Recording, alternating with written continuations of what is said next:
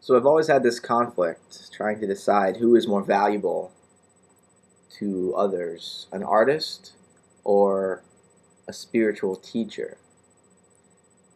And, we always have to define what we mean by the what's the real difference between these terms. I think an artist doesn't say what they say in order to be correct about anything. An artist tries to convey an experience to their audience or to their viewer, their listener, um, aesthetically, meaning immediately. They don't have to mediate you, they don't have to explain to you what it is that they think that you should also believe or that you should consider. They just show it to you, and there it is. The spiritual teacher, on the other hand, sometimes they may give you a Zen koan, which in a way is this immediate presentation of enlightenment, and either you take it for what it is or you keep seeking.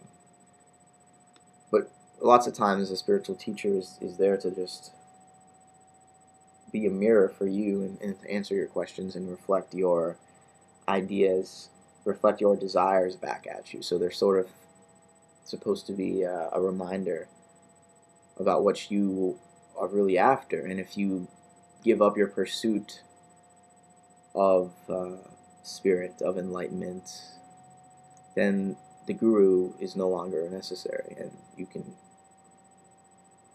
both part ways. But then you also part ways when the student realizes, right? So you always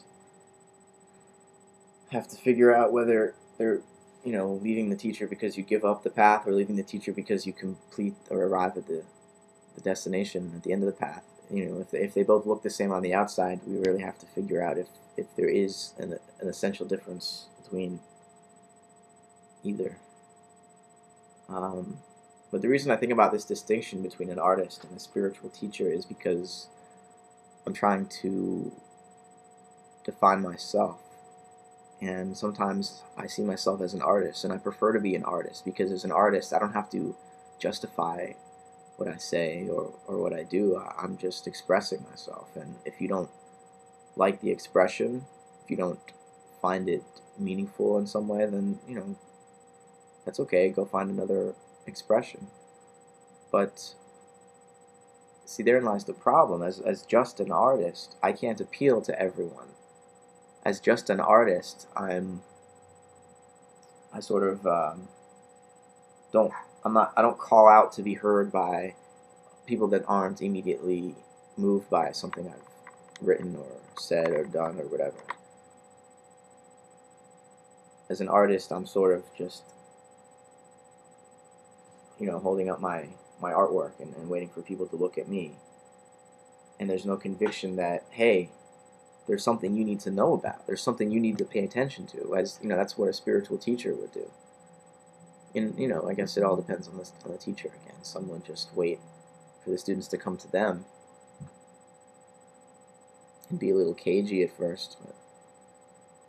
So I guess most spiritual teachers do incorporate some of that artistic flavor into their teachings.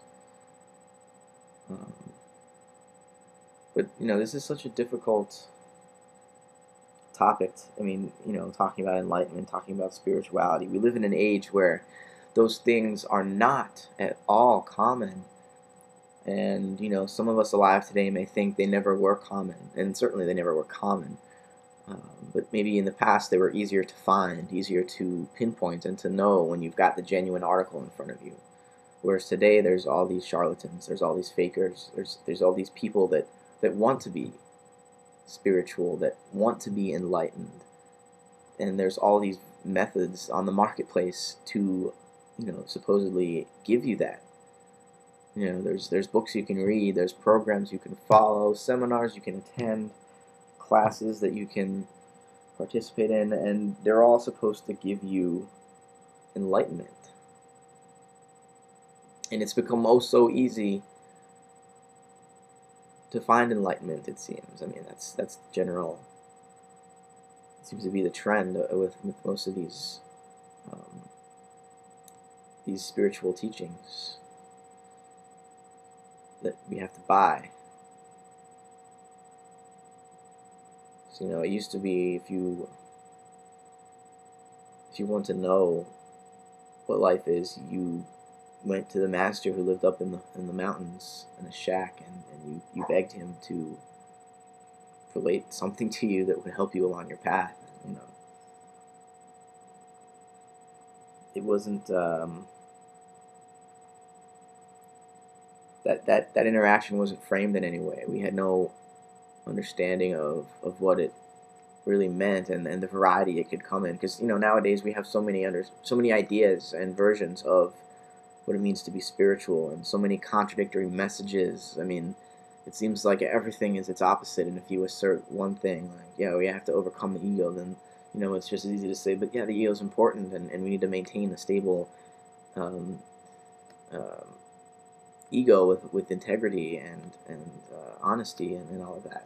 So there's always both sides to everything, and in one sense, death is the end because the ego dies, but in another sense, death is the beginning because it's a transformation into a new stage of consciousness, and you can't really take one side or the other in that ever. And so everybody knows all of this stuff. They know all these words to describe what being spiritual is all about. But how do we tell what's real? We've talked ourselves insane. We use words so much to describe so much of our experience. We can't tell when the words are just prefabricated nonsense or when they're description of actual experience.